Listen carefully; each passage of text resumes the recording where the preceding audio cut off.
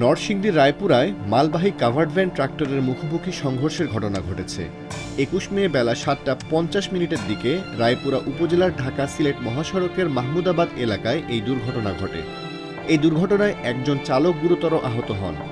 এ সময় মহাসড়কের ব্রিজের উপর দুটো যান উল্টে পড়ে থাকায় বন্ধ হয়ে যায় এই সড়কে যান চলাচল। এতে করে পূর্বাঞ্চলের মহাসড়কের উভয় পাশে দীর্ঘ কয়েক কিলোমিটার এলাকায় তীব্র যানজটের সৃষ্টি হয়। অনেকেই বাধ্য হয়ে যান ছেড়ে হেঁটেই রওনা দেন গন্তব্যস্থলে। ট্রাক্টর এটা মনে করেন কন্ট্রোল হয় নাই, মানে এটা গিয়া বাসের বিছে মাসে বাসে এলায়, আবার এটা একটা লাগে এটা লাগে মুখোমুখি সমস্যা। এখন দোষটা মনে করেন কি ভালো দিকে এলা দিই, মনে করেন কি একটা কন্ট্রোল নাই, এটা ভাই কন্ট্রোল আছে না, তো কন্ট্রোল নাই ভাই। কন্ট্রোল লেগে মনে করেন কি এটা কমেছে, ব্যবধায় গতি ভাই, ভাই গতিটা একটু বেশি ছিল, এলে কন্ট্রোল নেই। প্রত্যক্ষদর্শীরা জানান, ঢাকা থেকে ছেড়ে আসা প্রাণ আরএফএল গ্রুপের মালবাহী কাভার্ড ভ্যান বেপরোয়া গতিতে সিলেটের দিকে যাচ্ছিল। বিপরীত দিক থেকে আসা বালু বোঝাই ট্রাক্টর ঢাকা সিলেট মহাসড়কের মাহমুদাবাদ এলাকায় ব্রিজে ওঠা মাত্রই মুখোমুখি সংঘর্ষ বাধে। দোষ দুনো গাড়িরই, কেউ একজনের না, দুনো গাড়িরই দোষ।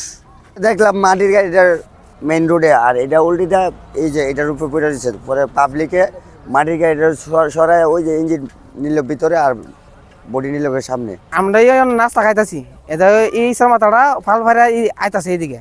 আমরা এই দাঁড়ানোর পর ধরে ফাল ভাড়া আওয়ার পর ধরে এই গাড়িটা ওভারটেকের মধ্যে দুটা গাড়ি কভার মেনে দিছি, এটার মাথাটা চাপ, এটার মাথা দিছি এটার চাপ। চাপ দেওয়ার পর দুইটা আছে না বুড়ির মধ্যে লাগিয়েছে, লাগিয়া এই কভারম্যান গাড়িটা আছে না সাইড করছি, সাইড করার পর আছে না রেলিং এর উপর উঠেছে, রেলিং এর পরে ওঠার পরে ২-৩ মিনিট পরে দাও লগালগ উঠছে না, এটা পরে উঠছে, এটা আছে না ২-৩ মিনিট পরে উঠছে গাড়িটা।